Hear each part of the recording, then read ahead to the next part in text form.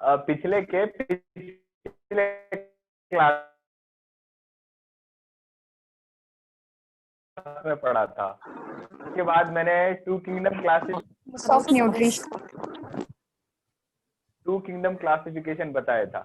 उसके बाद 3 kingdom classification बताया था, याद है? हाँ सर। चलो सभी जन माइक को म्यूट कर दो। एक जन कोई बताओ, ठीक है, कोई एक जन बताओ जिसकी आवाज क्लियरली आ रही। कृतिका की आ रही है शायद। कृतिका बताओ, 2 किंगडम क्लासिफिकेशन खत्म करके 3 किंगडम क्लासिफिकेशन एक्सप्लेन किया था मैंने, या वो स्टार्ट ही नहीं किया था?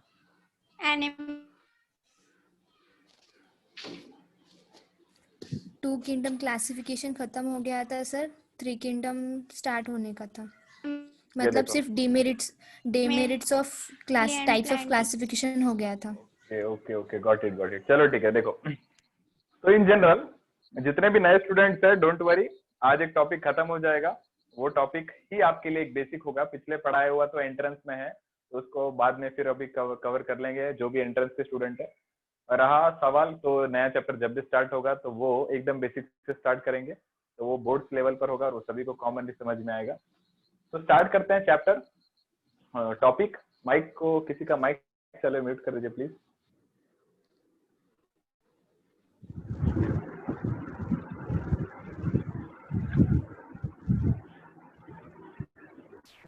एकेडमी,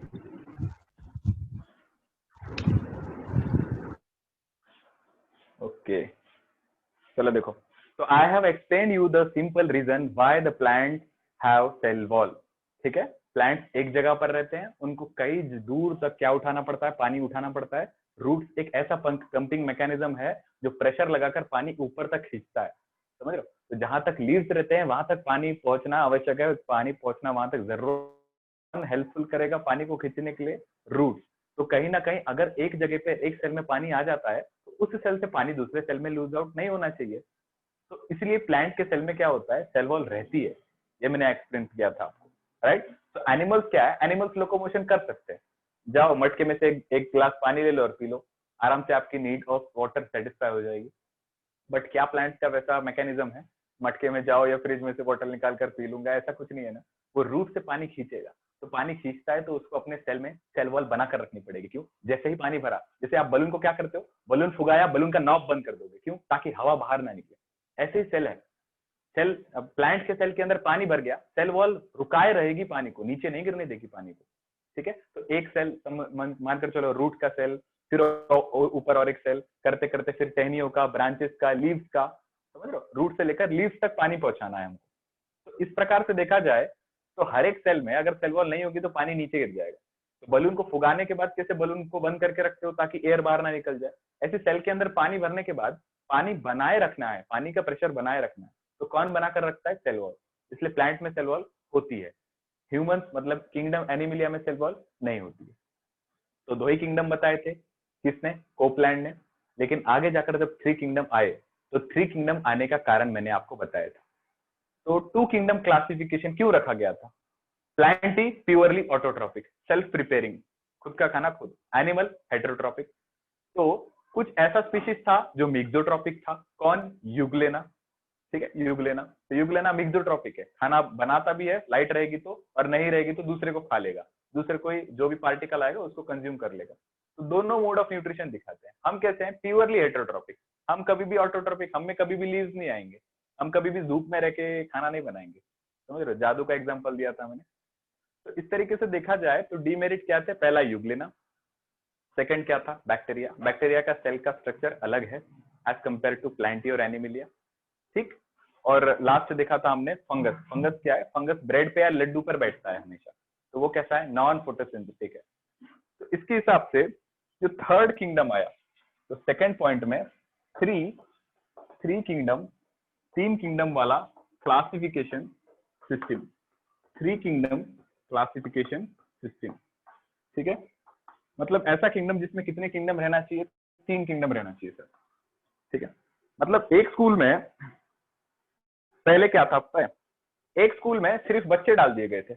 बाद में पता चला नहीं, सीबीएसई और स्टेट अलग अलग बोर्ड होते हैं।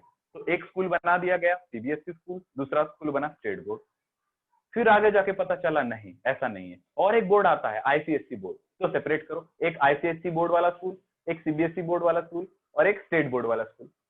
फिर आगे जाकर और पता चला नहीं, स्टेट बोर्ड में भी 2 टाइप के 3 टाइप के बच्चे हो सकते हैं, इंग्लिश मीडियम वाले, सेमी इंग्लिश वाले, मराठी वाले। तो कितने किंगडम बन जाएंगे, और सेपरेट करो। Getting my point. इसी तरीके से क्लासिफिकेशन किया गया। सबसे पहले क्या, स्कूल के बच्चे चाहे सीबीएसई चाहे स्टेट कॉमन एक जगह पर पड़े हुए थे, सभी एनिमल किंगडम, बैक्टीरिया, ठीक है, सभी बैक्टीरिया वाला, फंगस वाला और यूग्लेना दैट इज प्रोटिस्टा, सभी किंगडम किसमें पड़े थे, एनिमलिया और प्लांटी में। बाद में जैसे जैसे पढ़ते चले गए, नहीं 2 बोर्ड आते हैं, सीबीएसई बोर्ड और स्टेट बोर्ड, सेपरेट कर दो, 2 स्कूल बनेंगे। तो कितने किंगडम बन गए, प्लांटी और एनिमलिया 2 किंगडम। जैसे जैसे स्टडी करते जाओगे ना, वैसे वैसे क्लासिफिकेशन होगा। सीबीएसई बोर्ड को अच्छे से समझो तो पता चलेगा, नहीं इससे बोर्ड और एक अच्छा है आईसीएसई। तो आईसीएसई, सीबीएसई, स्टेट, कितने हो गए, 3 स्कूल बन गए। अब और स्कूल बन जाएंगे, कैसे, स्टेट बोर्ड को अच्छे से देखो तो इसमें भी डिवीजन आ सकता है। तो इसी प्रकार से 2 किंगडम कौन सा था, किंगडम एनिमलिया, किंगडम प्लांटी, बस। बट कुछ ना कुछ एक्सेप्शन आता चला गया। तो एक्सेप्शन आते चला गया तो डीमेरिट आते चले गए। उस डीमेरिट को सिलेक्ट करते करते नए नए साइंटिस्ट ने अपना अपना योगदान देकर नए नए किंगडम बना दिए। तो जो थर्ड किंगडम था, 3 किंगडम क्लासिफिकेशन, तो जो पहले था वो तो अभी भी रहेगा, कौन सा, किंगडम प्लांटी, कल भी था आज भी है, ये नहीं जाएंगे। स्टेट बोर्ड कल भी था, सीबीएसई कल भी था, दोनों आज ही रहेंगे। नया जो बोर्ड आएगा वो उसको सेपरेट कर देंगे, ठीक। तो जितने भी स्टूडेंट इस कैटेगरी में पढ़ रहे हैं, ऐसा समझो, जितने भी स्टूडेंट्स या जितने भी स्पीशीज किंगडम एनिमलिया और किंगडम प्लांटी में पढ़े ना, उनको थर्ड किंगडम में डाला जाएगा। तो suppose that this was the state board, suppose that this was the CBSE board, all the students who do not want to sit in the state board and the CBSE board, for them the students will be taken out, from the state and the CBSE board, and the third board will be created, ठीक है, और उसका कुछ x नाम रख देंगे और सभी स्टूडेंट्स को इसमें डाल देंगे। सही बात है। मतलब क्या, प्लांटी की प्रॉपर्टी क्या थी, purely autotrophic, self preparing. Animalia की हेटेरोट्रोपिक, ठीक है। प्लांटी में अभी आपको पता है सेल वॉल होती है, ये स्टेट बोर्ड हटा देता हूं। प्लांटी में सेल वॉल होती है, एनिमलिया में सेल वॉल नहीं होती है। अब फंगस को देखो तो फंगस क्या था, ना इसमें बैठ रहा था ना उसमें, क्यों, फंगस हेटेरोट्रोपिक है, तो एनिमलिया में डाल दो। पर फंगस में सेल वॉल नहीं है तो इसमें डाल दो, पर ये तो ऑटोट्रोपिक है। ये मैंने आपको अच्छे से एक्सप्लेन किया है। फंगस दोनों एक प्रॉपर्टी इसकी लेता है हेटेरोट्रोपिक की, और एक प्रॉपर्टी इसलिए लेता है, तो इसको अलग करना ही पड़ेगा, ठीक। तो बाद में उठा के कौन सा किंगडम बनाया गया, थर्ड किंगडम। जो थर्ड किंगडम बनाया गया उसका नाम था kingdom protista, which was the third kingdom. The third kingdom was kingdom Protista. तो किंगडम प्रोटिस्टा में सभी स्पीशीज को डाल दिया, किसको, बैक्टीरिया को इसमें डाल दो, फंगस को इसमें डाल दो, ठीक। यूग्लेना जो मिक्सोट्रोपिक मोड ऑफ न्यूट्रिशन शो करता है इसमें डाल दो। So all kingdom protista was the third kingdom जिसमें सभी स्पीशीज को इंक्लूड कर दिया गया, right.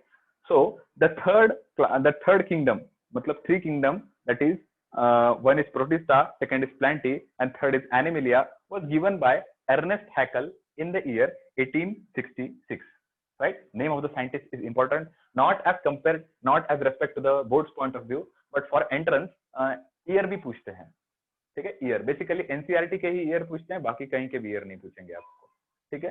So earnest हैकल in the year 1866 ये 3 किंगडम क्लासिफिकेशन दिया गया था, एर्नेस्ट हैकल,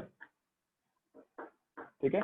हकालना नहीं है आपको उसको बिल्कुल भी, आपको उसको पढ़ना है। तो नाम क्या है उसका, नाम ही ऐसा है कि ऐसा लगता है कि सर इसको भगा दो यहाँ से, हटा दो इसको, ठीक है। तो सरनेम क्या है उनका, एर्नेस्ट हैकल, इन द ईयर 1866। कितने किंगडम दिए, 3 किंगडम। तो आपको ऐसे लर्न करना पड़ेगा, which was the kingdom that was originated by the Ernest Haeckel, it is the Protista kingdom। क्यों, प्लांटी और एनिमिलिया में, प्लांटी और एनिमिलिया ये तो किंगडम ऑलरेडी कैरोलस लिनस ने बताया था, ठीक। तो एनिमिलिया और Plantae it was already originated by Carolus Linnaeus, कार्लिन, जिसने क्या दिया था, बाइनोमियल नोमेनक्लेचर भी दिया था। But Protista new kingdom evolve हुआ है। पर इसमें भी अब कौन एग्जिस्ट नहीं कर सकता है, देखना, इसमें भी कौन एग्जिस्ट नहीं कर सकता है। प्रोटिस्टा जो है ना, प्रोटिस्टा, इसका एक एग्जांपल लेते हैं। कौन सा एग्जांपल लेते हैं, इसका एक एग्जांपल लेते हैं यूग्लेना, ठीक है, आगे सब आपको पढ़ने मिलेगा, डोंट वरी। अभी सिर्फ स्टार्टिंग इनिशियल पॉइंट सिनॉप्सिस देख रहे हैं। तो युग लेना दोनों दिखाता है, ठीक है, जब मौका आया तब चक्का, जब मौका आया तब चौका, इस तरीके से। तो ये कैसा मोड ऑफ न्यूट्रिशन है? ऑटो प्लस हेटेरो, मतलब ये कैसा है? मिक्सो टाइप है। अब देखो ये जो मिक्सो टाइप है, क्या इसमें फंगस, इस किंगडम प्रोटिस्टा में फंगाई को डाल दो, जमेगा क्या? ट्राई करते हैं, चलो। तो अगर फंगस को इनपुट करते हो, तो मैंने आपको बताया ये था आपका लड्डू, उस लड्डू पर कौन ग्रो कर रहा है? फंगस ग्रो करता है, ठीक है। मतलब आपका जानी दुश्मन जो है, जो आपको लड्डू खाने पर लड्डू खाने नहीं देता, वो यही था, मारो इसको, फंगस। ये जो फंगस है, ये जो लड्डू पर खाता है, क्या ये ऑटोट्रॉपिक है? बिल्कुल नहीं, प्योरली हेटरोट्रॉपिक है। बट प्रोटिस्टा किंगडम की प्रॉपर्टी आपने ये रखी है कि वो ऑटोट्रॉपिक भी है कुछ स्पीसीज उसके, और हेटरोट्रॉपिक भी है, ठीक। तो उसमें ये फंगस नाम का किंगडम, फंगस नाम के स्पीशीज डालना सुटेबल होगा क्या? नहीं। क्यों? क्योंकि फंगस एक अलग किंगडम है, एक अलग प्रॉपर्टी है, जिसमें सभी स्पीशीज कैसे रहते हैं? हेटेरोट्रॉपिक। ऐसा तो कभी नहीं होता ना कि कुछ फंगस के सेल ऐसे बोल रहे हैं, नहीं आज हम ब्रेड नहीं खाएंगे, आज हम खुद का ब्रेड बनाएंगे। और कुछ फंगस जो लड्डू पर बैठते हैं, वो बोल नहीं आज हम लड्डू नहीं खाएंगे, चाहे रवे के हो चाहे बूंदी के हो, हम किसी पर नहीं बैठेंगे, हम आज खुद अपने लड्डू बनाएंगे। ऐसा बोलता है क्या कोई फंगस? कोई नहीं बोलेगा, ठीक है। कितना भी बोलो, शरारती करेगा ही वो, लड्डू को बेकार करेगा ही वो, उसको रॉटन करेगा ही, फंगस उस पर बैठेगा ही। मतलब फंगस इज प्योरली हेटरोट्रॉपिक है, खुद का खाना खुद नहीं प्रिपेयर करेगा। हेटरोट्रॉपिक है तो आप उसको उस किंगडम में क्यों रख रहे हो जिस किंगडम में ऑटोट्रॉपिक भी आते हैं और हेटरोट्रॉपिक भी आते हैं? तो सर एक काम करो ना, देखो क्या प्रोटिस्टा के अंदर दो type of mode of nutrition आते हैं, दो type of mode of nutrition. कौन से? प्रोटिस्टा किंगडम में कुछ स्पीशीज देखो, plantae kingdom purely autotrophic, animal kingdom purely heterotrophic. इनका तो सवाल ही छूट गया, ठीक है, इनका तो सवाल ही छोड़ दो। प्लांटी प्योरली ऑटोट्रॉपिक, क्योंकि सबके पास लीव्स होते हैं, सब फोटोसिंथेसिस करेंगे। प्रोटिस्टा किंगडम में एक यूग्लेना का एग्जांपल देखा, जो ऑटोट्रॉपिक भी है हेटरोट्रॉपिक भी है, ठीक है। तो मोहिनी मेरे पास आई और मोहिनी बोली, सर प्रोटिस्टा किंगडम के अंदर हेटरोट्रॉपिक मोड ऑफ न्यूट्रिशन के अंदर फंगी को रख दो। ये अच्छा है ना? क्यों? क्योंकि आप बोल रहे हो फंगस लड्डू पर बैठता है, तो इस हिसाब से प्रोटिस्टा किंगडम में ही रहने दो और उसके अंदर फंगस को डाल दो। ओके, अब महेश आया, महेश क्या बोलता है पता है? सर नहीं रख सकते। क्या है रीजन उसका?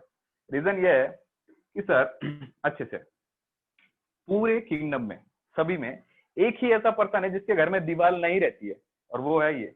मतलब क्या? एक एनिमिलिया किंगडम का ही सेल है जिसके सेल के बाहर सेल वॉल ना ही अस्ते, ठीक है। मतलब हमारे सेल में सेल वॉल नहीं है, क्योंकि हम किंगडम एनिमिलिया से बिलोंग करते हैं। We do not have cell wall, बस किंगडम एनिमिलिया में ही सेल वॉल नहीं रहती, बाकी सब में रहती है। तो इस हिसाब से देखा जाए तो प्रोटिस्टा में जितने भी एग्जाम्पल आएंगे, मतलब यूग्लेना, उसमें सेल वॉल है, और फंगस के जितने एग्जाम्पल आएंगे उसमें भी सेल वॉल है। पर इसके भी पास घर है, इसके भी पास घर है, पर दोनों के घर के जो दीवार है, मतलब सेल वॉल है, उसमें पेंट अलग अलग है। पेंट अलग अलग है मतलब सेल वॉल का chemical composition is different. We can not place the fungi in the same kingdom, ठीक।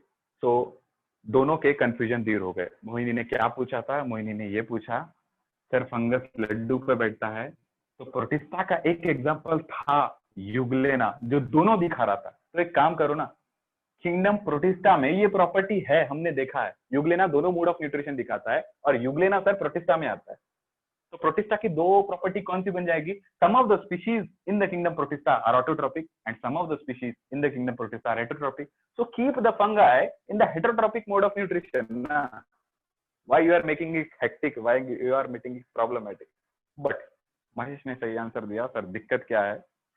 फंगस की जो सेल वॉल है, दैट इज नॉट, उसका जो केमिकल कंपोजिशन है, वो केमिकल कंपोजिशन, ठीक है, केमिकल फंगस के सेल वॉल का chemical composition is different with the chemical composition of euglena. तो यूग्लेना के जो सेल वॉल का केमिकल कंपोजिशन है, वो फंगस के सेल वॉल से मैच नहीं करता। तो आपको समझ रहा होगा थ्री किंगडम क्लासिफिकेशन का डीमेरिट क्या होगा। फंगस किंगडम प्रोटिस्टा के अंदर नहीं रह सकता, ठीक है। 5 किंगडम आने वाले हैं, बस ये एंड पर है, इसके आगे और एक है और फिर फाइनल वाला। तो लास्ट में 5 किंगडम बनेंगे, मैंने आपको बताया। तो अभी कितने पर है हम? 3 किंगडम पर है, और 2 किंगडम आ जाएंगे। ठीक, और एक आपको बात बता दूं, वो बेचारा बैक्टीरिया जो है ना, वो भी यही किंगडम में रखा गया था। एंड ठीक है, अगर यहाँ पर भी आप बैक्टीरिया को रख दो, बैक्टीरिया का सेल वॉल, बैक्टीरिया में सेल वॉल होता है, सिर्फ किसमें नहीं होता? एनिमलिया किंगडम में। तो बैक्टीरिया का भी जो सेल वॉल है, उसका भी केमिकल कंपोजिशन, उसका भी, सीसी लिख देता हूँ, सीसी, गाड़ी की सीसी मत समझना, ठीक है, केमिकल कंपोजिशन।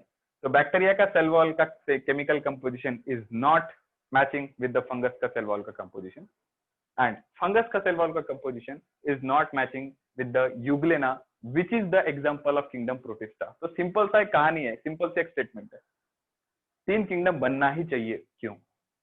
किंगडम बैक्टीरिया, एक बैक्टीरिया का किंगडम बनना चाहिए। क्यों? बैक्टीरिया के सभी जितने भी सेल है, बैक्टीरिया के जितने भी घर है, सब घर में दीवार रहती है। ठीक, फंगस के जितने भी सेल है, उनके भी सेल में दीवार मतलब सेल वॉल रहती है, और प्रोटिस्टा के जितने भी एग्जांपल्स है, उन सभी के सेल में सेल वॉल मतलब उन सभी के घर में दीवार रहती है। पर बैक्टीरिया के घर की दीवार और फंगस के घर की दीवार मतलब तीनों के सेल की दीवारें मतलब तीनों के सेल का सेल वॉल का केमिकल कंपोजिशन अलग अलग है, इसलिए तीनों को एक किंगडम में रखा नहीं जा सकता। ठीक, तो गलतियां क्या बनी, उस डेमेरिट को लिखा जाए, पढ़ा जाए अच्छे से। इसको मैं रब करता हूं। बट आपको इस 3 किंगडम क्लासिफिकेशन से क्या याद रखना है? इससे ये याद रखना है कि जो तीसरा किंगडम अर्नेस्ट हैकल ने बनाया था, ठीक है, वो कौन सा किंगडम था? वो था प्रोटिस्टा। तो यहां से ये लिख लो, bacteria and fungus were autotrophic, right, ऐसा लिख लो डीमेरिट में, हैशटैग डीमेरिट, ठीक है।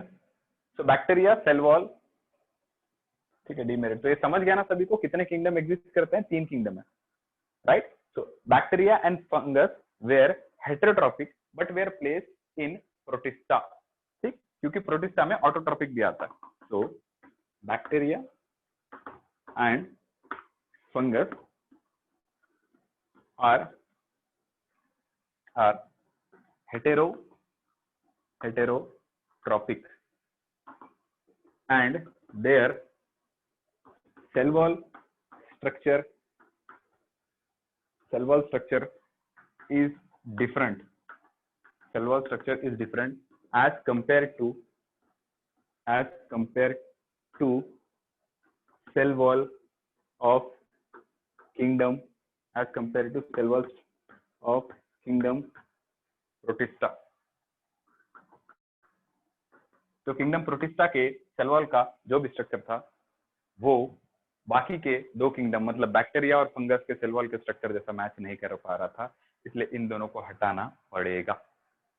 ठीक, और एक गलती हो गई हमारे हैकल जी से, ठीक है। तो पहला कौन सी गलती हो गई? ये सेकंड गलती क्या? ठीक, प्रोटिस्टा, प्लांटी और एनिमिलिया तीनों के सेल में न्यूक्लियस होता है, ठीक, तीनों के सेल में न्यूक्लियस होता है। आपके बॉडी में हम कौन से किंगडम में आते हैं? ये वाले एनिमिलिया किंगडम। हम में हार्ट है, हार्ट के सेपरेट सेल्स, हमारे पास ब्रेन है थिंक करने के लिए, ब्रेन के सेपरेट सेल्स, राइट, किडनी है सेपरेट सेल्स, लिवर है सेपरेट सेल्स, मतलब हम कैसे हैं? मल्टी सेलुलर, एक कॉमन सेल है क्या? नहीं। तो एनिमिलिया किंगडम किस किंगडम में आता है? क्या प्रॉपर्टी आती है? बहुत सारे सेल वाले। प्लांट के पास जाओ, प्लांट किंगडम में फ्लावर अलग सेल से, लीव्स अलग सेल से बना है, ठीक है, फ्रूट अलग सेल से बने, तो बहुत सारे सेल है, मल्टी सेलुलर। आ जाओ यहाँ पर, चप्पल जैसा दिखने वाला पैरामेशियम और यूग्लिना कैसा दिखता है? सिंगल सेल, एक ही सेल है, तो ये मल्टी सेलुलर है क्या? नहीं, ये यूनिसेलुलर है। पर तीनों के सेल, इसमें कितने सेल रहेंगे? एक से ज्यादा, चलो बना देते हैं, एक से ज्यादा सेल है, इसमें भी एक से ज्यादा सेल है, और इसमें प्रोटिस्टा किंगडम में सिर्फ एक सेल है। पर ये दोनों मैच कर गए किस प्रॉपर्टी में? दोनों के पास एक से ज्यादा सेल है, मतलब मल्टी सेलुलर। प्रोटिस्टा इनसे मैच नहीं किया, किसमें? नंबर ऑफ सेल्स में। पर प्रोटिस्टा इनमें एक चीज में मैच करता है, क्या पता है? प्रोटिस्टा के पास भी न्यूक्लियस, और प्लांटी, एनिमिलिया, इनके पास भी न्यूक्लियस। तो सभी के पास न्यूक्लियस है, पर ये सिंगल सेल है और ये एक से ज्यादा सेल है। एग्जाम्पल देके समझाऊं? प्रोटिस्टा, प्लांटी, एनिमिलिया सब एक ही बरादरी के हैं, सभी सभी ह्यूमंस है ऐसा मानकर चलो। Protista protista kingdom protista, kingdom Plantae और किंगडम एनिमिलिया सभी ह्यूमंस है, पर एक प्रॉपर्टी ने उनको डिफरेंशिएट कर दिया। क्या पता है क्या? और वो प्रॉपर्टी ये है कि 18 ईयर्स के नीचे वाले वोट नहीं देंगे, 18 ईयर्स के ऊपर वाले वोट देंगे। ठीक, तो सभी तो ह्यूमन है, 18 साल के नीचे वाला वोट नहीं दे सकता है, 18 साल के ऊपर वाला वोट देगा, ये कैसा किस्सा है? तो कोई ना कोई तो प्रॉपर्टी ली है जो छोटे मतलब 18 ईयर्स के टीनेजर्स को डिफरेंशिएट कर दिया और 18 ईयर्स के अबव वाले को डिफरेंशिएट कर दिया। तो तीनों में एक चीज कॉमन है, आज भी देखो क्या, जो वोट जाके वो जो इलेक्शन में, ठीक है, एक पर्टिकुलर पार्टी को नहीं जिता रहा है, वो भी एक बच्चा है, वो भी एक ह्यूमन है। और एक 60 साल का बुढ़ा जो किसी को जिता के दे रहा है कि हाँ अब की बार मैं इसकी सरकार लाऊंगा, तो वो भी एक ह्यूमन है।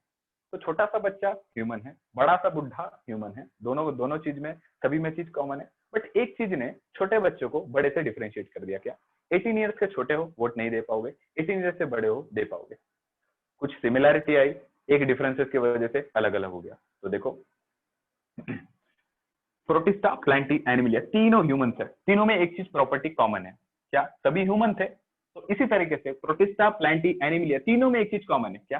सभी के सेल में न्यूक्लियस होता है, मतलब यू का मतलब ट्रू, ट्रू, और कैरियन का मतलब न्यूक्लियस, कैरियन का मतलब न्यूक्लियस।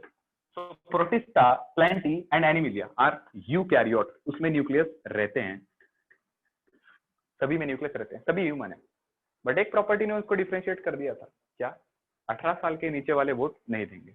तो जिसमें ज्यादा क्षमता है वो मल्टीसेलुलर में जाएगा, जिसमें कम क्षमता है, जिसमें एक से ज्यादा सेल एग्जिस्ट नहीं करते हैं, वो यूनिसेलुलर।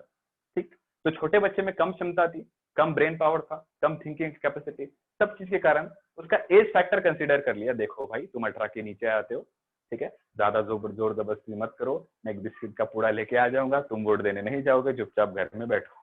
डिफरेंशिएट कर दिया, 18 के ऊपर जाना है, 18 के नीचे वाले नहीं जाना है। ऐसे ही देखो प्रोटिस्टा, आपने एक ही सेल एग्जिस्ट करता है, आपका एक एग्जांपल यूग लेना, एक ही सेल है। एक एग्जांपल पैरामीशियम, एक ही सेल है। You will come under the category of uni means one, unicellular, एक ही सेल वाले कैटेगरी में आओगे आप। पर प्लांटी और एनिमिलिया में मैंने देख रहा हूँ फ्रूट बहुत सेल, लीव्स बहुत सेल, तो Plantae and Animalia will come under multi cellular category. Now ये इसलिए कहानी बताए क्योंकि एक डिमेरिट बताना है। डिमेरिट क्या है पता है? थोड़ा आपको पेशेंस रखना पड़ेगा। अब अगर एक लड्डू है, उस लड्डू पर अगर एक जोर जबरदस्ती करके एकदम, जो आप जैसे टिफिन नहीं रहता है, टिफिन मिलता है स्कूल में, तो अगर बैग में ही रखा रहा और मम्मी का ध्यान नहीं है, और वो जो आपको मम्मी ने आलू पराठे दिए थे, ठीक है, वो कई दिनों बाद या मम्मी ने कुछ मिठाई वगैरह दी थी, और आपने सोचा कि नहीं मैं इस मिठाई को संभाल के रखूंगा, बाद में खाऊंगा, अभी नहीं खा सकता, मुझे बहुत प्यार से, अटूट प्यार है इससे ज्यादा, इतना चाहता हूँ मैं इस मिठाई को कि इस मिठाई को खोना नहीं चाहता दिल से। तो आप क्या करोगे? संभाल के रखोगे। जैसे ही खोला कुछ दिनों बाद, तो उसमें अलग अलग कलर के आपको धागे दिखेंगे, दैट आर फंगाई। उस फंगाई को पूछो कि आप जिंदा हो क्या? वो बोलेगा हाँ, मैं डिवाइड किया हूँ, मैं इतना बड़ा स्ट्रक्चर बनाया हूँ, तेरे मिठाई पर भोजन मैंने खाया है, तेरे मिठाई पर मैंने हाथ मारा है। इसका मतलब फंगस बहुत अपनी प्रोजेनी पूरा रिप्रोडक्शन करके पूरे आपकी मिठाई पर खुद के धागे जैसा स्ट्रक्चर फंगस बना चुका है। बेसिकली धागे जैसे रहता है। तो फंगस ने अपना पूरा घर बना लिया। अब एक बात फंगस को पूछो, फंगस आप में एक सेल है कि एक से ज्यादा सेल है? तो बोलेगा तुझे दिख नहीं रहा है क्या, मैं पूरे तेरे मिठाई पर छाया पड़ा हूँ। अगर मैं एक सेल होता तो सिंगल सेल दिखता, बट मेरे एक से पूरी बॉडी अटैच दिख रही है धागे जैसे, means I am multicellular. तो fungi will come under the category of, थोड़ा लॉजिकली सोचना है बायो को, मल्टी सेलुलर। जैसा दिखता है वैसे ही रहता है, किताब में कुछ नया पढ़ने नहीं मिलता है। हमारे बॉडी में दिख रहा है बहुत सेल है, मल्टी सेलुलर, प्लांट में भी बहुत सेल है, मल्टी सेलुलर। फंगस भी एकदम फैला पड़ा दिखता है, ब्रेड को खोलो 2-3 दिन में रख के, मल्टी सेलुलर। तो fungus comes under the category of multi cellular. Last बचा, तो 5 किंगडम में से Animalia multicellular, Plantae multicellular, protista unicellular, एक ही सेल रहता है, फंगस भी मल्टीसेलुलर। आखिरी बचा बैक्टीरिया। बैक्टीरिया कैसा होगा? बैक्टीरिया सिंगल सेल रहता है, यूनिसेलुलर। तो डीमेरिट लिख रहा हूं। इन्होंने क्या किया पता है? जिसमें न्यूक्लियस है और जिसमें न्यूक्लियस नहीं है, सबको एक ही किंगडम में डाल दिया। ये गलत है। फंगस में न्यूक्लियस रहता है, एक अकेला एक ही है। देखो 2 चीज बता रहा हूं आपको, 5 किंगडम है ना, एक बैक्टीरिया वाला, एक फंगस वाला, ठीक, एक प्लांट ही पढ़ा ही है आपने, प्लांट वाला, एक एनिमल वाला, और एक लास्ट किसका हो जाएगा, प्रोटिस्टा। ठीक, तो बैक्टीरिया, फंगस, प्लांट वाला किंगडम, एनिमल का किंगडम, और लास्ट वाला प्रोटिस्टा का किंगडम। ठीक, 2 चीज बता दे रहा हूं। 5 किंगडम में अकेला एक ही किंगडम है जिसके पास सेल वॉल नहीं है, वो ये है। और 5 किंगडम में ऐसा एक ही है जिसके सेल में न्यूक्लियस नहीं होती है, वो बैक्टीरिया है, बैक्टीरिया का किंगडम। कळलं सर्वांना? पुन्हा एकदा रिपीट करते मी।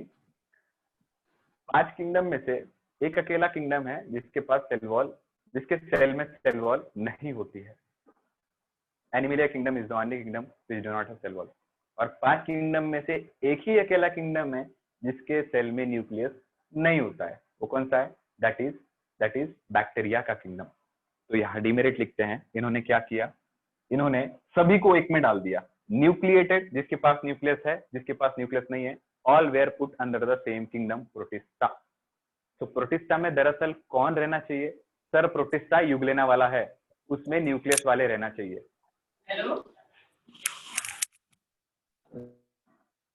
माइक किसका चालू हो गया?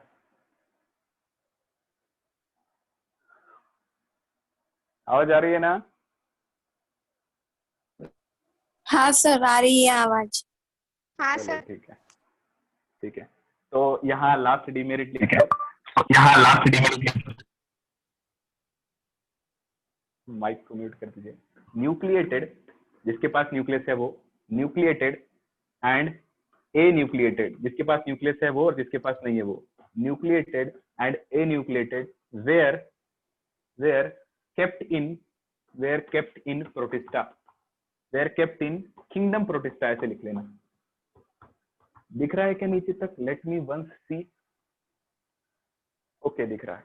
वो के जो है ना, के वो किंगडम है, ठीक है। तो न्यूक्लिएटेड, जिसके पास न्यूक्लियस है, एंड ए न्यूक्लिएटेड, जिसके पास नहीं है, were kept in same kingdom Protista, जिसके पास न्यूक्लियस है, जिसके पास नहीं है, दोनों भी एक ही किंगडम में रख दिए गए थे, किंगडम प्रोटिस्टा। राइट, बढ़ते हैं 4th किंगडम के ऊपर। 4th किंगडम क्या होगा?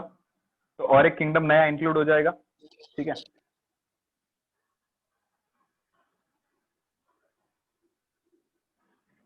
Right,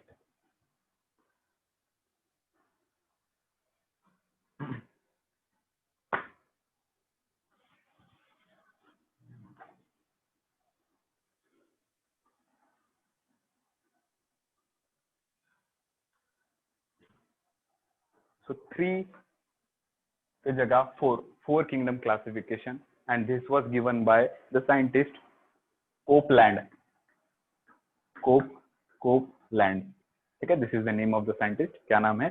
Copeland. और इन्होंने ये दिया था 1956 में, कोपलैंड, ठीक है। तो कोपलैंड ने क्या किया? कोपलैंड ने एक ऐसे सेल की मजबूरी समझी, उस सेल का नाम था बैक्टीरिया। बैक्टीरिया को पूछा, बताओ भाई कैसी जिंदगी चल रही है? बैक्टीरिया ने जवाब दिया, रो रहा हूँ फूट फूट के। क्यों? क्योंकि बैक्टीरिया ने ये बोला, देखो मैं एक ऐसा सेल हूं जिसके पास न्यूक्लियस है ही नहीं, तो मुझे क्यों पहले उस किंगडम में रखा, प्लांट और एनिमलिया, जिसके पास न्यूक्लियस होता है। फिर उठाकर 3rd किंगडम ने, अर्नेस्ट हैकल ने मुझे प्रोटिस्टा में रख दिया। उस प्रोटिस्टा किंगडम में भी जितने आते हैं सब में न्यूक्लियस है। मुझे मेरा एक अलग किंगडम चाहिए, एक अकेला किंगडम जिसके सेल में न्यूक्लियस नहीं होगा, ऐसा किंगडम बना दो प्लीज। तो कोपलैंड ने उसकी दर्द को समझा, किसके? बैक्टीरिया के दर्द को समझा, और एक अलग किंगडम बना दिया, ठीक है। रो मत, मैं तुम्हारे आंसू की कद्र करता हूँ, बैक्टीरिया तो रोता ही नहीं है, पहली बात। उसके आंसू की कद्र किया, ऐसे समझो, और उस बैक्टीरिया का अलग किंगडम बना दिया, एक ऐसा किंगडम अकेला जिसके पास एक ही किंगडम एग्जिस्ट करेगा, मोनेरा। मोनेरा में क्या होगा? मोनेरा का मतलब बाद में समझाऊंगा, बट किंगडम मोनेरा में कौन रहेगा? सिर्फ और सिर्फ बैक्टीरिया, और उसके सेल में न्यूक्लियस नहीं होता है, बाकी सब उधर जाएंगे। सो द 4th किंगडम, जो नया किंगडम लाया, वो कौन सा था kingdom? The kingdom named was Monera, ठीक है, मोनेरा। और पहले वाले तो थे ही, कौन से? Protista, Plantae, Animalia, this were already present. तो आपको क्वेश्चन क्या आता है पता है? ये नहीं आएगा, ये कम आएगा, फोर किंगडम क्लासिफिकेशन किसने दिया, थ्री किंगडम क्लासिफिकेशन किसने दिया, याला विसरून जाओ। ठीक है, क्वेश्चन क्या है, फोर किंगडम क्लासिफिकेशन में फोर किंगडम या कोपलैंड ने कौन सा ऐसा किंगडम लाया था, तो कोपलैंड ने मोनेरा लाया था।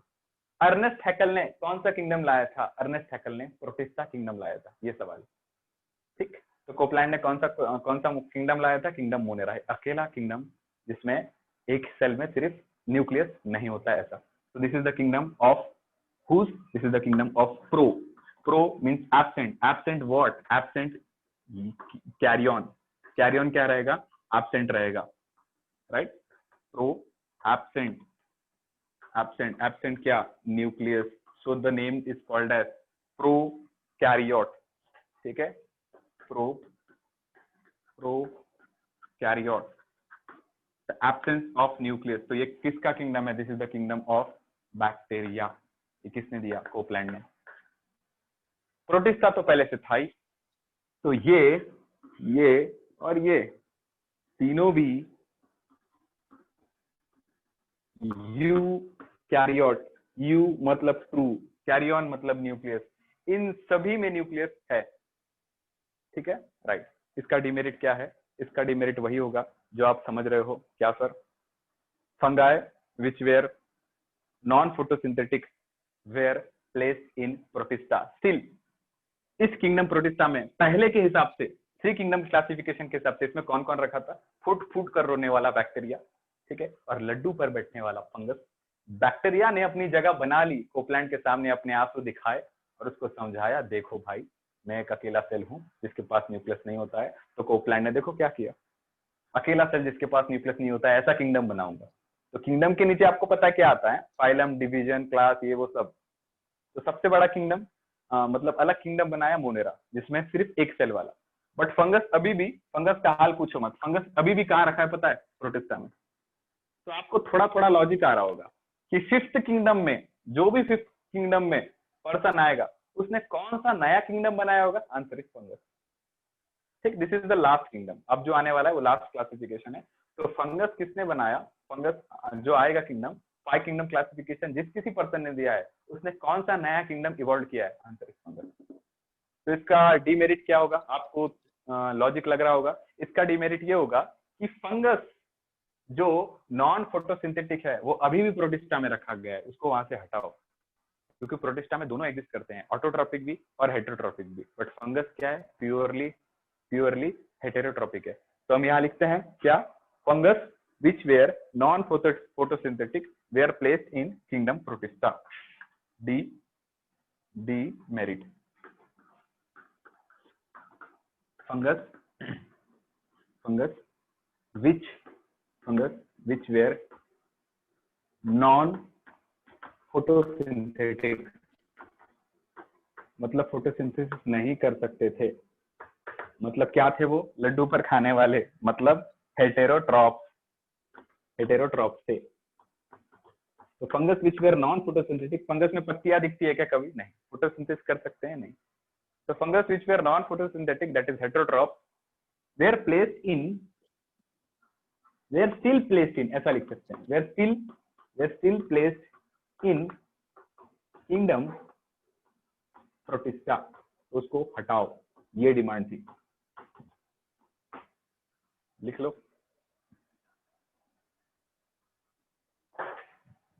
समझ रहा है ना, हाँ। चलो, the last kingdom is there to come which is what, which is the final five kingdom classification, 5 kingdom रहेंगे, बिठाते हैं इसको। तो 5 किंगडम वो किंगडम है जो आपको पढ़ना है। तो सर अब तक क्या करना था, ये जो था ये आपके टेक्स्ट बुक में नहीं दिया हुआ है, इस पे क्वेश्चन आता है, ये आपके टेक्स्ट बुक में नहीं दिया हुआ है, ये एनसीईआरटी में लिखा ही नहीं है। जितना आपने पढ़ा है ना, 2 किंगडम, 3 किंगडम, 4 किंगडम, ये आपको एनसीईआरटी में दिखेगा ही नहीं। अकेला जो एनसीईआरटी में दिखेगा वो है 5 किंगडम क्लासिफिकेशन। क्यों, क्योंकि जो बीत गई तो बात गई। 2 किंगडम चार्ल्स लिनस ने दिया था, छोड़ दो ना, क्यों, इस्तेमाल हुआ क्या उसका, नहीं, विसरून जा, ऐसा है कॉन्सेप्ट उधर। 3 किंगडम प्रोटिस्टा आया, वो भी जरूरी है क्या, नहीं जरूरी है, क्योंकि फंगस बैक्टीरिया की जगह थी नहीं, हटा दो। 4 किंगडम, सिर्फ मोनेरा को, बैक्टीरिया को जगह मिली। फंगस का क्या, फंगस अभी भी प्रोटिस्टा में पड़ा हुआ है कोप्लांट के हिसाब से, हटाओ। 5 किंगडम, सबको जगह मिल गई, एकदम खुश, सब स्माइल कर रहे हैं, ठीक है, मस्त शादी कर लेंगे एक दूसरे से, एक फंगस दूसरे फंगस से, एक बैक्टीरिया दूसरे बैक्टीरिया से, तो हैप्पी हैप्पी है, स्माइली इमोजी दे रहे हैं। तो यही किंगडम एनसीईआरटी ने इनपुट कर दिया। तो पढ़ते हैं 5 kingdom classification given by R.H. Whittaker, given by R.H. Whittaker in the year 1969. This is very important, 1969, क्योंकि ये एनसीईआरटी में दिया है, ठीक है। बायोलॉजिकल क्लासिफिकेशन वाला चैप्टर ओपन करना, सेकंड पेज पे फर्स्ट लाइन पर टॉप में लिखा है R.H. Whittaker 1969, वो यही, ठीक, जिसने 5 किंगडम दिया था। तो आपको लॉजिक, मोटा मोटा लॉजिक लग गया होगा। मोनेरा आएगा, उसके बाद प्रोटिस्टा, फंगस, प्लांटी, एनिमिलिया, ठीक है। ये 5 किंगडम किसने दिए थे? R.H. Whittaker, बहुत अच्छे से याद रखना है इसको, राइट। इसमें पढ़ने वाली क्या चीज है, क्या जरूरी है, क्या क्राइटेरिया लिया था R.H. Whittaker ने क्लासिफिकेशन के लिए? तो कोपलैंड ने क्या, कैरोलस लिनस ने क्या लिया था? Plantae auto. कैरोलस लिनस ने कितने किंगडम दिए थे? 2। कैरोलस लिनस 2 नंबर के काम करता है, याद रखना। बाइनोमियल नोमेनक्लेचर दिया था 2 वाला, 2 ही नाम रहेंगे। और 2 किंगडम क्लासिफिकेशन दिया, 2 ही किंगडम रहेंगे, और उसका नाम भी 2 ही अक्षर पर रहता है। तो 2 नंबर के काम वाला कैरोलस लिनस, ऐसे याद रखना है, ठीक है। तो प्लांटी का कैरेक्टर रखा था ऑटोट्रॉप, एनिमिलिया का कैरेक्टर रखा था हेटेरोट्रॉप। और सेल वॉल है तो प्लांटी, नहीं है तो एनिमिलिया। तो कुछ